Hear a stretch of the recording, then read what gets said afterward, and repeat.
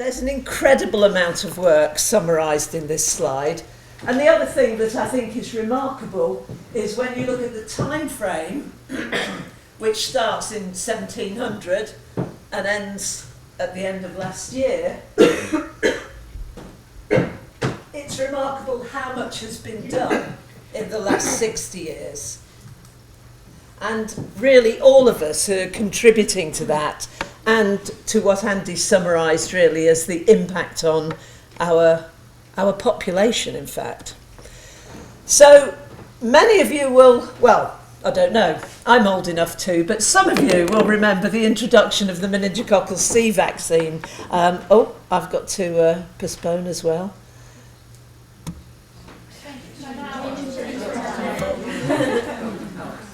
Sorry? Next time, change the time. Oh. It says 10 minutes. Oh, can I change that? Right. I've learned something today already. So, some of you in the room here will remember the introduction of the meningococcal C vaccine, which was essentially in 1999-2000. And if you were working in this area at that time, you'll remember the enormous welcome that got from mainly parents.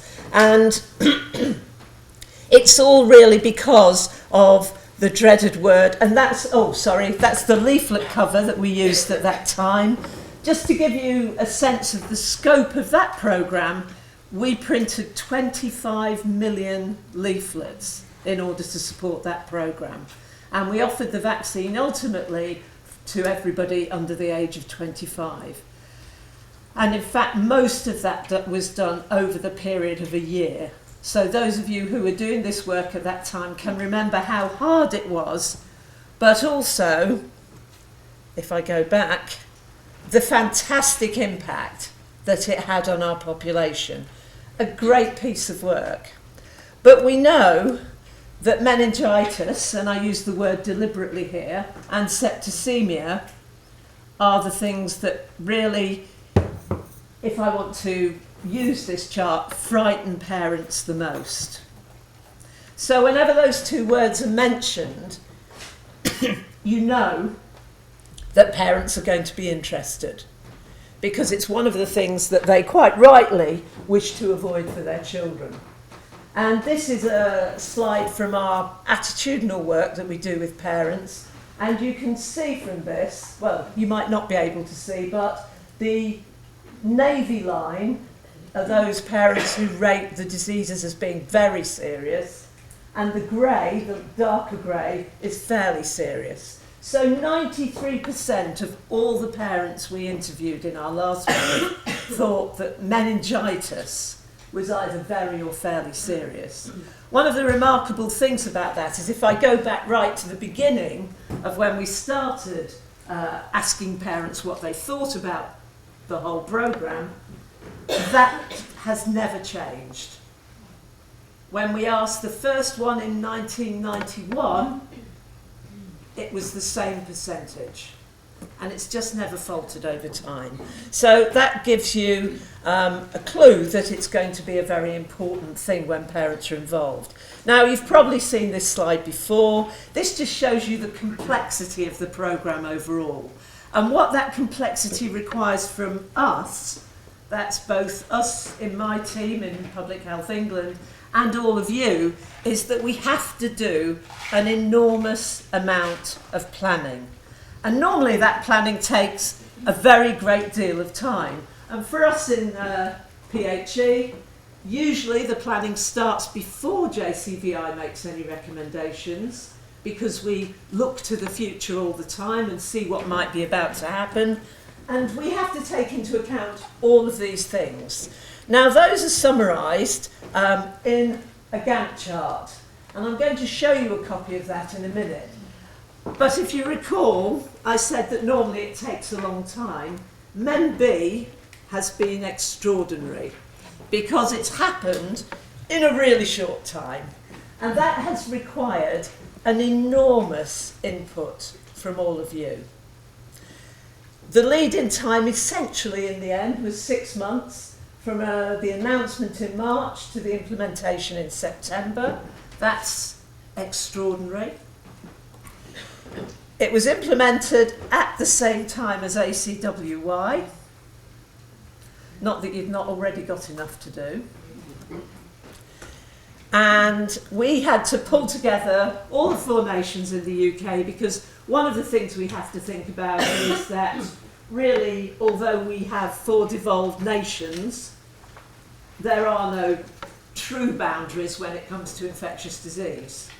It doesn't respect any boundaries at all. So we have to plan across the whole of the UK. And with MENB, we sort of have work streams when we're putting everything together. So we have people who are responsible for different aspects of the programme, like vaccine supply, like communications, etc., etc. NHS England, Department of Health. So there were more than 14 work streams applicable to this programme. I said I'd show you a Gantt chart. This is what it looks like. I love them. You probably don't. But they are a tremendous asset when you're planning really complicated programmes. And the reason I've drawn that red loop there is because that just shows the final stage of implementing this programme. And everything is compacted down into this 6-month space. It's not normally what we see. What you see there at the top is some planning that we've done initially, and then that long grey bar is negotiations and other planning that had to go into place. But essentially, it's that last bit of red. And from the first line to the last line, and I've gone and left it over there, we've got, I think it's more than 200 lines of planning. They all indicate bits of work that need to be completed. And your work is all part of that as well. So it's incredibly complex, and it had to be done in a very short time. I'm not expecting you to read these charts, by the way. They're just indicators of some of the things we do. We have risk registers. They all start out red at the beginning, which is always alarming. Some of them stay red right through till the end, which is also alarming. But essentially what we want to do is, if we possibly can, move all of our risks to green or take them off the register. So we have to think about those. And what we do is we kind of like disaster think. What would happen if, what do you think the worst disaster is for a vaccination programme?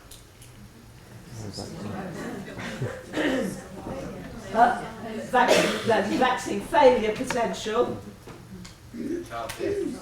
a child death, which is the worst thing that could happen if it's definitely linked with the vaccine.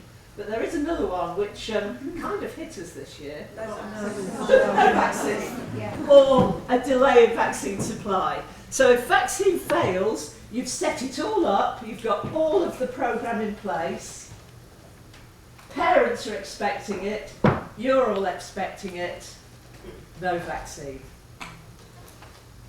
That's really a big problem for all of us. Because of course you will have planned things, we will have planned things, and then nothing happens. So we think about that when we're putting risk registers together. We do have to talk to everybody.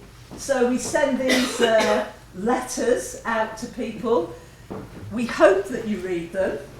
We have to talk to NHS employers so that contracts are in place, and this is a website that you might visit to find some of the specifications you need to look out for to deliver the programme. And we send out letters like this. Did everybody in this room see this letter? Is there a no anywhere? Oh, thank goodness. Oh, was that a no? Right, there's one, that's a bit, right. Okay, these are the letters we send out, and we hope that everybody gets to see them because they lay out, essentially, the background to the programme and where you need to look for further information. So you do need to look out for these letters. You will be getting one very soon, heads up. I'm not sure I meant to tell you, but for the cessation of one of the men's C doses. So in the infant programme. Oh, people are unaware. Is that right, Andrew? Yeah. I thought it was public knowledge. Yes, I thought it was. Okay, so it's... But not this part. Not this part. Anyway, so don't tell anybody I've told you, really. But that's going to be happening as well. And what that shows, really, is, if you think about it, not only is it a multiplying programme, it's a very dynamic programme that you're dealing with here. It's changing all the time. Now, usually that means it grows, and that means you've got extra work to do. Sorry. But we'll see at the end that it is all really worth it. So we have to talk to the NHS about contractual arrangements. Things have to be negotiated with the General Practitioners Committee. We have to talk to all the Royal Colleges, RCN, CPHVA. Oh, here we go. Remind me in an hour. Is that what I can do? Remind. Oh, 4 hours. There you go. Well, at least we've got 4 hours grace now. Okay, so, and we have to talk to everybody, and there's sometimes these things don't all run together. The Gantt chart tells me it must, and reality and dealing with people tells me it doesn't. But essentially, we're slowly trying to pull all of these different matters together so that we have a single endpoint. Vaccine procurement and supply normally takes about, I say normally, takes about 9 to 12 months. We do on occasion have to speed that up too. That in itself can cause problems. And of course, what we try and do, there's two things we try and do nationally to control it, is that we have buffer stocks of our vaccines. So we try and build a backlog of stock so that if there should be a problem, we've always got a little bit more in stock. We have the Inform system. You all use Inform? Yeah? Anybody unaware of Inform? Few. This must be the first audience where there's not a hand got up, so fantastic. So that's what we do to, so you can order and we can manage the stock.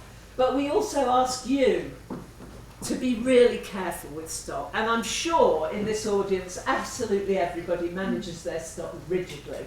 But if you think about it, if we just think in terms of general practices, there's more than 8,000 general practices in England. If all of them have got a little bit too much stock of a vaccine, it could cause a problem. So we ask that you only keep 2 to 4 weeks worth of stock in your fridges, maximum. And of course that's really important when it comes to times like September, when the flu programme starts and your fridges start to, having worked in general practice, I do know what that fridge looks like. Your fridges start to fill up with flu vaccine, with now the childhood flu vaccine, and with any new programme we happen to introduce in September, which seems to be our favourite time. So, it isn't really, it's just life. Okay, we also do a lot of public communication. We have to make sure that the messages we're getting out to parents work. Now, even though we do that work, it doesn't always mean that the messages get through. And I'll tell you one of the reasons why, I think, in a moment.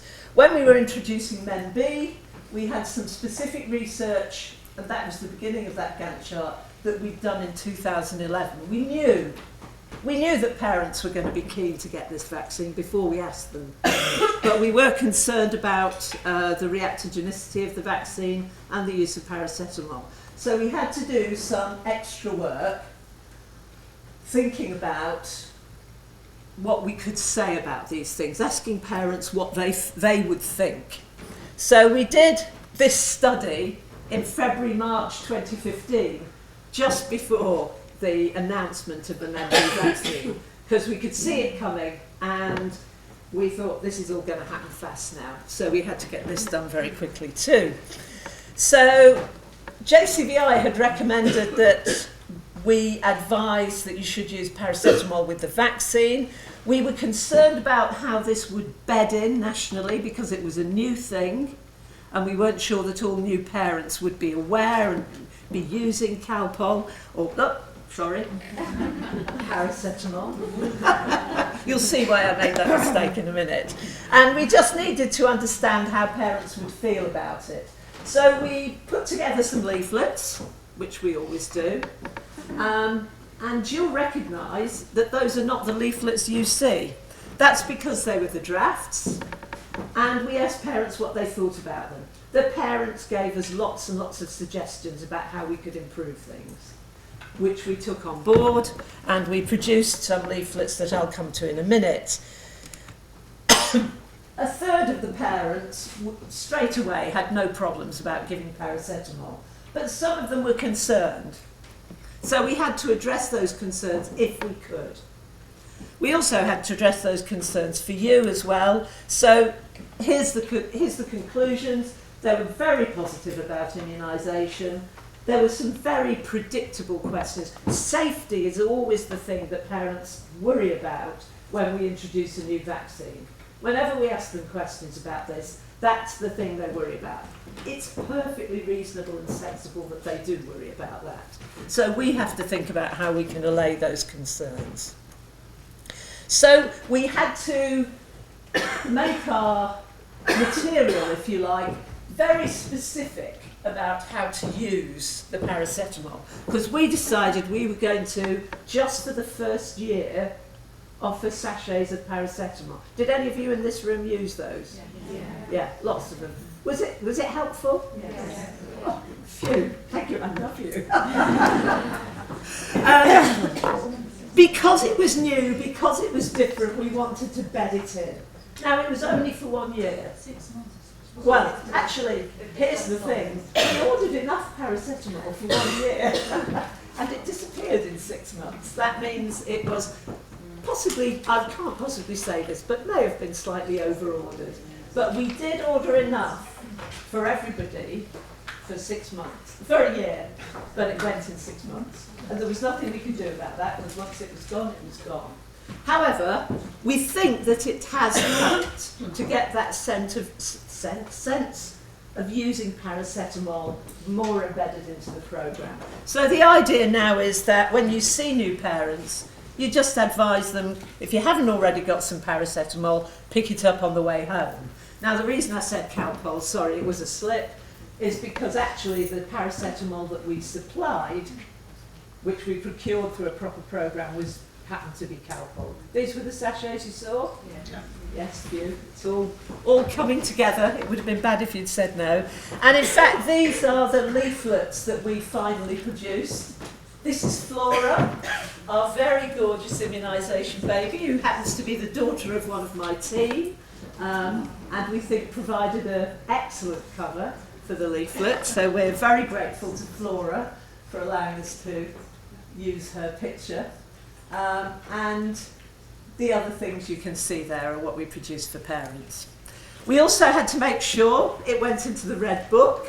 So these are all the things we try and think about. It's not in your Red Book, I'm seeing that. That means that the new... it means... It is. Oh, it's starting. And that gives you an idea. Here's the practical... what's the word? Expression, no. Anyway, this shows you how long it can take for things to happen and for changes to happen. Because, of course, the changes are notified, but then they have to make new sheets for the book, and they come through. Obviously, it's come through to some of you, but not to all of you. It will. I don't control these things. I merely communicate with them and give them the information and hope things happen. Can I just ask, do they take feedback? Because those columns are ridiculous. Because the batch number is like, give me a break. We've stopped writing the batch. Right. Okay. I do communicate with the people that run this, and I will... Okay, this is really good, because this is what this is all about. So the columns are ridiculous. Well, we've got 12 numbers to put in that batch number. Yeah. We've got writing about numbers in our red books, because they're on the, you're on there's some patient records in the surgery. Yeah. Hey, mothers' parents aren't caring like this. So mum doesn't need batch numbers. It is. They're writing more about the trade name. It is a double check. You don't need trade name. Actually, you don't need trade name, do you? I'll feed this back. Right. I can only take one question at a time. I can listen, but I can only listen. Right, you've got to put your hands up if you want to say something. I would keep trade name in. Yeah. Right, okay, I've got a bid to keep. Right, okay, here's the thing, you see, you can't please all the people all the time. So what we try and do is try and please all of the people some of the time, if we can. I will feed back that there are concerns about the format of this, okay, which I think encompasses all of your worries. And if the vaccines had a little label that you could take off and you could stick it in they there. Every single one, with the exception of MMR does. That's the only one you have to write in. Yeah. We just stick them in and it doesn't matter if they don't go on the line, we just sign them and say where it was done. okay, I'll feed back. Maybe it's that they need a bigger page for this and you need bigger boxes. And then those of you who want to write batch numbers in can, those of you who want to write trade names in can, but it looks like it needs to be bigger. I'm running out of time. I'm nowhere near the end. Right. You are the people that are trusted, okay? It's gone up and up and up, and people trust you. So it's really important that you are well informed. There's loads of stuff on the website, there's training slides. This is just for MenB and ACWY, but there's loads of other stuff as well around all the other vaccines. You can access this freely, actually as can the public. So, but they trust you to give the right advice. That's really important. That's a burden, but it's a privilege. And I think that's marvellous. There's loads of information resources for you. These are specifically aimed more at you, the Green Book. This, for example, is something we've not done before. That's a poster for A&E, so that they could be aware that MenB caused fever, so that they could properly associate those two things. Another area we thought of. Now, vaccine uptake. You'll see these slides. This is one you should read. These are just the uptake figures for England. It's brilliant. And that's, I think you're Thames Valley, are you Thames Valley? Yes. I went through all the lists yesterday. I thought that was you. It's really a testament to everybody's hard work. And this will help protect babies and protect children and ensure that more of them grow up safely. So it's fantastic. MenW, I was going to mention the adolescent programme. You've done that as well, because in fact the best way to get to the year 13s was through general practice, because these days they are scattered across all sorts of institutions, and just going to schools doesn't necessarily work. This was the specific leaflet for them, somewhat different tone from our other leaflets, aimed at different kinds of individuals, if you like, teenagers. I have them at home.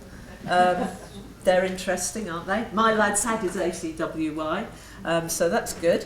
That's just a reminder, we work with other organisations outside health, because we worked with Universities UK over ACWY. The uptake is a bit disappointing. This is early provisional data. There are lots of caveats to add to that. And we think it's because it's new, because they're a group that's hard to target. This was in the year 13s. And we haven't got all the data in yet. But that's what we're looking at roughly at the moment. Okay, flu. Flu. Should I talk about flu at all? Healthcare workers, disappointing. I don't need to say any more, do I? I've had my flu vaccine because I'm at risk, not because I'm a frontline healthcare worker. So I hope that frontline healthcare workers have their vaccines, so that if I end up in hospital, which I do sometimes, they're not going to pass flu on to me. So, you know, it's that kind of... So that's what I hope. I won't say any more. Seasonal flu vaccine uptake, this is deliberately hard, impossible to read. It's down. It's down in England, and it's down in Scotland and Northern Ireland and Wales. It's a bit disappointing. We don't understand why. We really don't understand why. But even in pregnant women, it's gone down.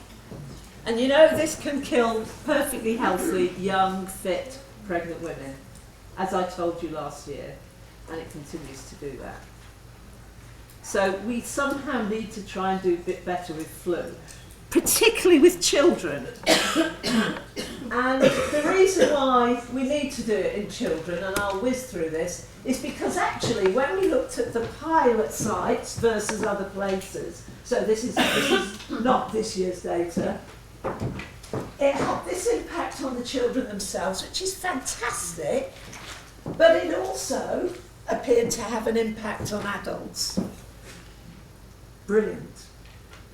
So it's protecting the children and the adults. That's a real achievement. So let's see if we can do a bit better with that. You've already seen this slide, you know what it is. Yeah? Measles. Why am I showing you measles? How many of you have looked after somebody with measles in the last year? The last 10 years. That's amazing, isn't it? But it doesn't mean we've beaten it. There are WHO targets for eradicating measles and rubella. We have done incredibly well because in 2013, if you remember, we had that catch-up programme. Look what happened. It looks like we've rigged the chart. We didn't. That's real. But unfortunately, and this is a briefing note that was sent out by Gayatri, actually, who's sitting in the room there, about measles, and it went out on the 10th of March. We've got some clusters. It just shows you that this disease will infect where it can. It's highly infectious. We need to keep up the MMR effort and use every opportunity. Do you want 2 minutes? Every opportunity to offer MMR whenever we can. Okay, there are lots of continuing challenges. We've got to keep on going with the maternal pertussis programme. We're just in the midst of producing a pregnancy leaflet which brings together the growing offer that we're making to pregnant women. So now it's pertussis, it's for flu, and it's rubella as part of the MMR programme. So obviously you don't give it to them while they're pregnant, but thinking about what that means for pregnancy. We are part of not just the English programme, the UK programme, but a programme that affects the whole world. So everything you do is making a contribution to the health of the world. And I think, we can't claim to be doing anything better, I think, than immunising our children and our adults whenever we can and as safely as we can. So thank you very much for all of that.